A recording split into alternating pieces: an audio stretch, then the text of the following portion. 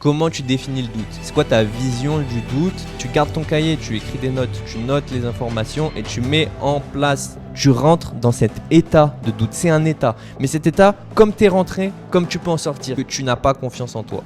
Tu n'as pas confiance en toi. Comment faire pour avoir plus de visibilité et avoir une marche à suivre, tu vois? Toi, tu as envie de sauter, ton cerveau, il te dit non, il n'a pas envie de sauter. Comment ça se fait? Il est là-bas, toi, tu es là. Mais comment tu fais pour l'atteindre cet objectif, tu vois? Comment tu y arrives? Salut à toi, tu as bien fait de cliquer sur cette vidéo parce que je sais que dans tous les cas, aujourd'hui, tu as envie d'avancer dans tes projets, tu as envie d'avancer dans tes objectifs, mais tu doutes. Tu as du doute, ça t'empêche d'avancer, c'est normal, tout le monde en a. C'est pour ça que tu as cliqué sur cette vidéo et c'est pour ça que tu as envie d'écouter les solutions que je vais te donner. Avant de rentrer dans le cœur du sujet, je vais te demander d'aller chercher de quoi écrire parce que dans cette vidéo, tu vas être actif, tu vas pas être passif. Ça va être une vidéo qui va être interactive et je vais te proposer des vraies solutions. Donc, qui dit vraie solution, dit action. Donc, va chercher tout de suite de quoi écrire et je t'attends. Tu mets pause et après, on rentre dans le vif du sujet. Bon, maintenant que tu es allé chercher ta feuille et ton stylo, on peut commencer et je vais pas te faire patienter. On va commencer tout de suite. Je vais te demander d'écrire sur ta feuille comment tu définis le doute. C'est quoi ta vision du doute? Qu'est-ce que ça te fait ressentir? Comment tu vois le doute en fait? C'est quoi pour toi? Donc, écris ça sur ta feuille. Après, moi, je vais te donner ma vision et c'est sur cette vision-là qu'on va pouvoir travailler après dans la suite de la vidéo. Donc maintenant que tu as écrit ça, je vais te donner ma vision. C'est cette vision-là qu'on va utiliser tout au long de la vidéo pour faire les petits exercices, etc. pour progresser sur le doute et le surpasser. Maintenant qu'on a dit ça, c'est quoi le doute? Le doute, c'est dans la tête, c'est un état de l'esprit, c'est mental, c'est un obstacle qui est purement mental. Ça veut dire que c'est pas physique, c'est pas un manque d'argent, c'est pas un problème physique ou quoi, c'est pas quelqu'un qui veut te mettre des bâtons dans les roues, c'est mental. Donc il faut travailler sur ton mental. Petit préliminaire à ça, petit aparté. Si tu veux travailler sur ton mental, comme on est des êtres humains et qu'on peut être complet, bah c'est logique, il va falloir aussi travailler sur ton physique. Donc pour ça, ton équilibre physique, il va passer par plein de choses, ton sommeil, ton activité sportive et tout. Et pour ça, je vais te renvoyer déjà premièrement à la vidéo que j'ai fait sur le sommeil parce que ça va t'expliquer comment avoir un bon sommeil. Et grâce à ça, tu vas pouvoir être plus lucide pour travailler justement sur ton doute, sur ton état d'esprit, etc. Et puis, je ferai une prochaine vidéo sur la musculation, la diète et tout.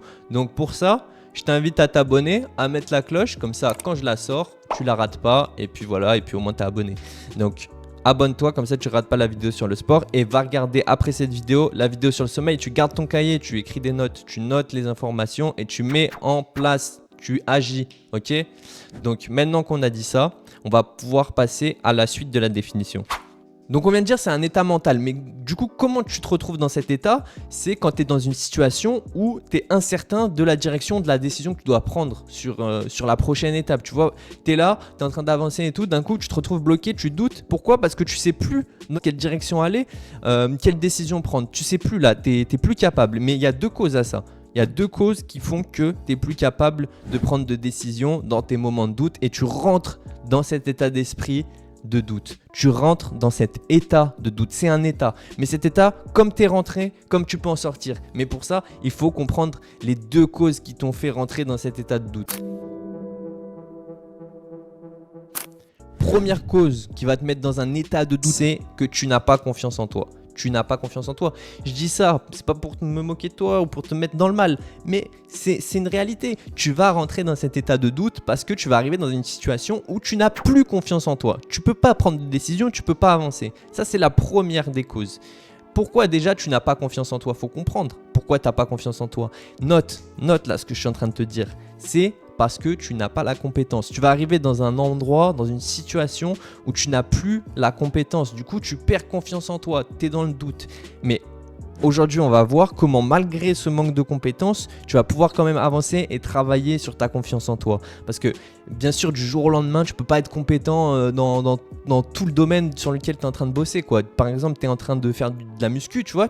Tu ne peux pas être ultra compétent comme ça du jour au lendemain. Du coup, il va falloir que tu surpasses ces moments de doute quand même pour aller chercher justement cette compétence. Tu vas chercher cette compétence et que du coup, quand tu retomberas dans la même situation, cette fois-ci, tu auras confiance en toi naturellement. Tu n'auras plus besoin de réfléchir. Ça va être naturel vu que tu es bon. Par exemple, imagine, tu fais ta première séance de muscu. Tu arrives à la salle, tu n'as pas confiance en toi. Tu vois, tout le monde te regarde et tout. Donc, tu vas faire ce travail-là déjà sur toi-même. boum, tu vas faire ta première, ta deuxième, ta troisième séance, tu vas être bon, c'est bon, tu sais que t'es bon, tu sais que tu fais bien les exos et tout. Après, au bout de la quatrième, cinquième fois, tu vas à la salle, mais tu penses même plus, tu sais même plus qu'il y a des gens autour de toi, tellement t'es focus dans ton truc. Donc ça, c'est la première des causes.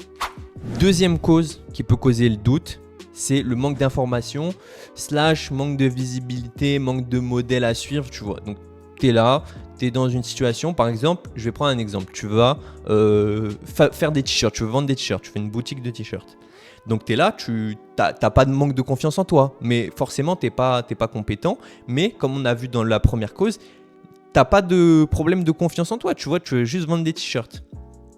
Mais par contre, il te manque d'infos et t'as pas la marche à suivre, tu vois, t'as pas le protocole à suivre. Du coup, t'es un peu dans le doute, tu vois, tu sais pas comment te lancer, dans quelle direction te lancer, tu vois, tu sais pas comment avancer. Bref, donc t'es là, donc tu vas, première chose, donc dans cette petite catégorie de causes là, le manque d'information / visibilité, on va faire deux branches. Donc prends des notes. Donc première branche, c'est qu'il te manque des informations. Donc tu vas aller chercher les informations directement, tu vois, tu vas faire tes recherches. Par exemple, si tu veux, pour fabriquer tes t-shirts, tu vas aller visiter les mecs qui produisent des t-shirts, qui les fabriquent, tu vas leur poser des questions, c'est quoi les prix, c'est quoi les tailles, c'est quoi les grammages, quel modèle vous faites, qu'est-ce que vous faites comme coupe, etc. Puis tu vas avoir un deuxième, tu vas faire comme ça, tac, tu vas noter toutes tes informations. Ok, donc là tu as les informations.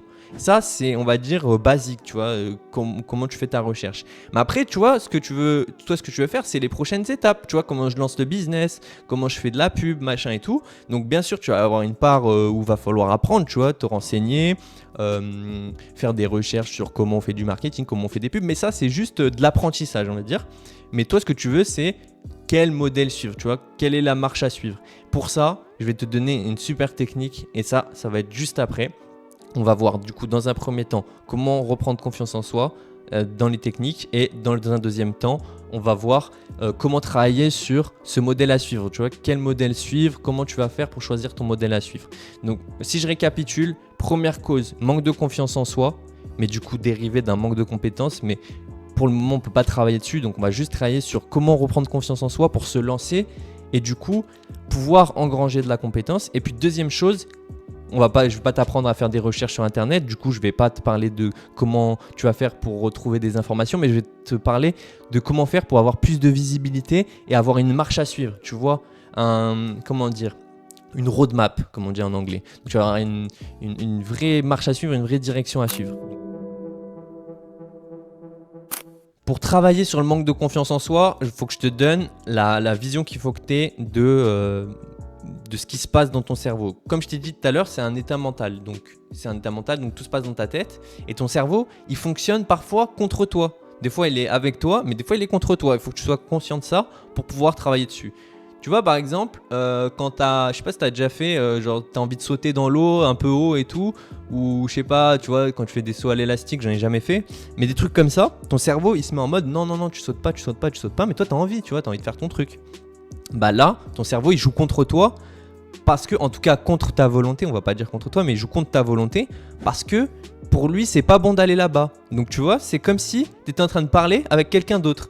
Toi, tu as envie de sauter, ton cerveau, il te dit non, il n'a pas envie de sauter. Comment ça se fait ? Parce qu'à ce moment-là, il faut que tu vois ton cerveau comme une autre personne, comme si c'était un pote. Un pote qui est en train de te dire non, saute pas, tu risques quelque chose et tout. Mais ce pote, il est dans ta tête. Donc, vois ton cerveau comme un pote. Donc, quand tu vas commencer à rentrer dans une phase où tu vas manquer de confiance en toi, qu'est-ce qu'il faut que tu fasses ? Tu commences à te parler à toi-même comme si tu parlais avec un ami. Tu sais, comme quand tu as un ami qui vient te demander conseil, il doute, machin, je sais pas, je ne vais pas te donner d'exemple de situation, mais tu vois, tu as toujours eu un moment où un ami est venu te voir et il te dit là, je sais pas quoi faire, je suis perdu, j'ai pas confiance en moi et tout. Et là, qu'est-ce que tu vas faire ? Eh ben, tu vas faire déjà, tu vas commencer par lui rappeler ses qualités. Tu vas lui dire dans quoi il est bon. Bah ça, tu sais bien le faire et tout. Faut pas que tu te décourages, faut pas que tu manques de confiance. Regarde, t'es bon quand t'as fait ça, quand t'as fait ci et tout. Tu te rappelles. Donc là, t'as pris un cahier, t'as pris un stylo, c'est pas pour rien. Tu vas écrire sur ta feuille, c'est quoi tes qualités ? Si tu sais pas trop retrouver tes qualités, tu vas écrire des situations dans lesquelles tu as bien agi, tu vois, tu as pris la bonne décision, tu as bien avancé et ça t'a sorti de la situation de manière positive. C'est-à-dire que tu as eu une issue positive, ça t'a apporté des choses et tu as avancé, tu as progressé. Tu vas écrire ça sur ta feuille, déjà dans un premier temps. Ensuite, dans un deuxième temps, je veux que tu t'écrives des bons conseils. Ça veut dire que tu vas écrire, si tu es dans une phase de doute en ce moment, je veux que tu t'écrives des bons conseils comme si tu donnais un conseil à un ami. Genre, il faut que tu sois plus calme, que tu te poses, que tu prennes le temps de réfléchir. Peut-être même, il faut que tu te reposes, que tu vois les choses différemment. Je sais pas, mais il faut que tu te donnes des conseils. Moi, je sais que quand j'ai un ami qui vient me voir et tout, je suis capable de donner des bons conseils. Mais parfois, quand moi, je suis dans une situation de flou, j'arrive pas à m'en sortir. Et du coup, ce que je fais, c'est que je me pose et que je me donne des conseils à moi-même, comme si je les donnais à un ami extérieur. Tu vois, je prends mon cerveau et je lui dis, ah, écoute, il faut que tu fasses ça.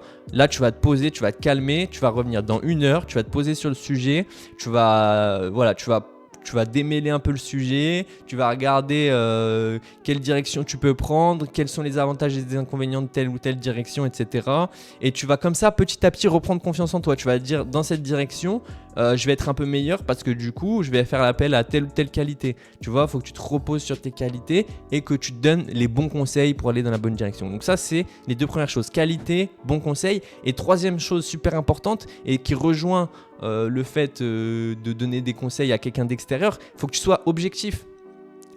Généralement, la plupart du temps, si tu es un bon ami, c'est que tu donnes des conseils objectifs. Tu vois, quand tu as un pote, il est dans une situation, il est dans le doute, machin ou quoi, dans une situation, tu vas lui donner des conseils objectifs si tu es un bon ami. Tu vas pas lui donner le conseil qui va lui faire plaisir juste pour lui faire plaisir. Tu vas lui dire, bah écoute, là, non, c'est pas bon ce que tu es en train de faire, il faut que tu fasses plutôt comme ça. Et du coup, tu vas lui redonner confiance en lui. C'est pas en termes d'ego que je parle quand je parle de confiance. Quand je parle de confiance, ça va être un phénomène de certitude. Tu vois ce que je veux dire? Il ne faut pas confondre la confiance avec la confiance de l'ego et la confiance, c'est-à-dire avoir une certitude dans une action à prendre. Là, on parle vraiment d'avoir la certitude.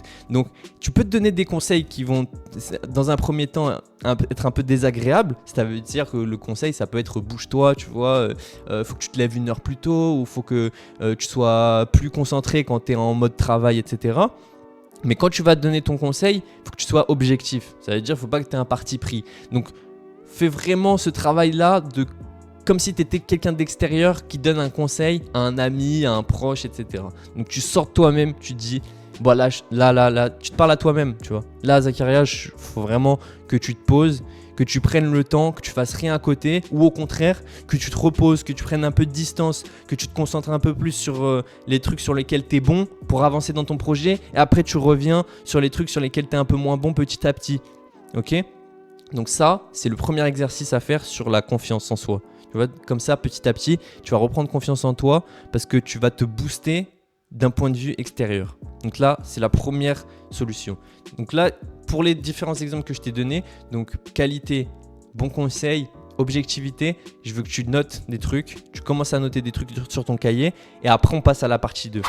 Ok, maintenant qu'on a fait cette première partie qui va nous redonner un peu confiance en soi, donc ça c'est si tu es dans cette situation où tu manques un peu de confiance, ça va t'aider. Dans une deuxième situation où tu manques plus d'informations ou de visibilité, première chose à faire, c'est faire des recherches. Ça, je vais pas te donner des techniques secrètes, je sais pas quoi, tu fais des recherches. Tu vas dans une bibliothèque, tu ouvres des bouquins, tu vas sur internet, tu vas sur Google, tu fais des recherches. Donc déjà, ça va te déblayer un peu le truc. Maintenant, tu as fait tes recherches, tu as des infos et tout, mais tu sais pas dans quel ordre faire les choses. Tu n'as pas la visibilité, tu vois, ce qu'on appelle la vision. Tu n'arrives pas à te projeter, tu n'as pas de vision. Du coup, tu n'as pas confiance. Ça veut dire quoi? Je reviens encore une fois, hein. La confiance, c'est pas l'ego. On parle de la confiance en termes de certitude. Tu n'as pas la certitude de la direction que tu dois prendre dans ton projet pour avancer et arriver à ton objectif final. Il est là-bas, toi tu es là, mais comment tu fais pour l'atteindre cet objectif, tu vois? Comment tu y arrives? Ça, c'est la vision. Et je vais te donner une super technique qui va te permettre d'avoir cette vision-là. Je vais te renvoyer à ma vidéo sur la comparaison. Je vais te mettre un extrait là tout de suite de la vidéo que j'ai fait sur la comparaison à 6 minutes 49. Troisièmement, on va établir un repère. Et pour établir ce repère, on va choisir des points de comparaison. Choisir un repère, c'est quelque chose de très concret. Le but, c'est de visualiser et de choisir une personne qui a déjà atteint les objectifs que vous vous fixez dans votre domaine. Et à partir de ça, essayez de comprendre le chemin qu'elle a suivi, quelles compétences elle a développées qui l'ont emmené à atteindre ses objectifs. Si tu veux aller voir la vidéo après, tu pourras bien sûr aller la voir en entier. Mais on va se baser sur cette stratégie-là de placer un point de repère pour pouvoir comparer son avancée. Et comme ça, tu vas pouvoir te positionner par rapport à ton point de repère que tu as choisi et avancer jusqu'au même objectif. Donc, je vais reprendre les bases du truc, du concept. C'est que tu vas prendre quelqu'un qui a atteint à peu près les mêmes objectifs que tu as atteints, qui a à peu près les mêmes bases, qui part du même point de départ que toi, et tu vas regarder comment ce mec-là, il a fait pour arriver à son point d'arrivée. Pourquoi tu crois que les bouquins de développement personnel, etc., ça marche autant ? Moi, perso, j'en lis pas. Perso, c'est pas un truc que je kiffe, donc j'en lis pas. Mais ça marche de fou. Tout le monde parle que de ça, tu vois, des bouquins de développement personnel. T'en entends à toutes les sauces, dans toutes les vidéos. Mais pourquoi ça marche bien ? Il y a une raison. C'est parce que les gens, ils veulent savoir comment des gens qui sont partis du même point de départ que eux sont arrivés à ce point d'arrivée que eux ils ont vraiment envie d'atteindre, et ils se disent qu'en lisant le bouquin ils vont avoir la vision claire de ce qu'il faut faire, et en vrai ils ont raison. La plupart du temps, un mec qui a fait un bouquin, c'est qu'il a eu un parcours, un cheminement, il te le partage.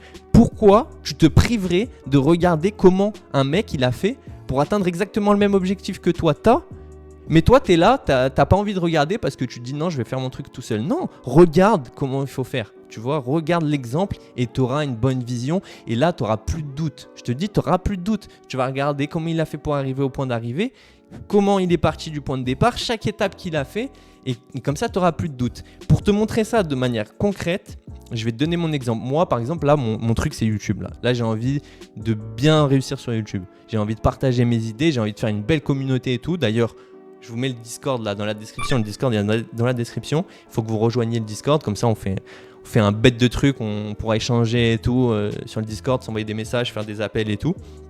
Et profitez-en parce qu'au début on sera pas nombreux, mais bientôt on va être beaucoup, donc profitez-en maintenant, comme ça on peut parler tranquille et tout, on peut s'échanger, se motiver et tout. Quand il y aura trop de monde, ça va être le bordel, donc là profitez-en qu'on soit pas beaucoup, on va commencer doucement et ça peut vous motiver grave dans vos projets, donc d'ailleurs rejoignez le Discord. Du coup, première technique que je fais moi, c'est que je me compare à des modèles que j'aime bien et qui ont bien réussi sur le même objectif que j'ai. Tu vois, si je veux avancer sur YouTube, la métrique c'est quoi ? C'est les abonnés. On va regarder comment tu as fait pour faire grossir ta communauté. Donc je vais regarder un YouTuber qui a bien réussi un peu sur le même sujet que moi je suis en train de faire, et je vais dérouler. On va prendre par exemple un exemple genre Hamza ou Iman Gadzhi, même si tu vois, je les regarde pas du tout ces mecs, mais j'aime trop regarder comment ils ont fait pour arriver là où ils en sont. En plus, ils ont tout laissé. Ça, c'est trop bien. Tu vas sur la chaîne d'Iman Gadzhi et tu vois, je mets les plus anciennes. Et quand je regarde les vidéos les plus anciennes, je déroule. Je regarde comment il a commencé, par quoi il est passé, quelle étape il a fait.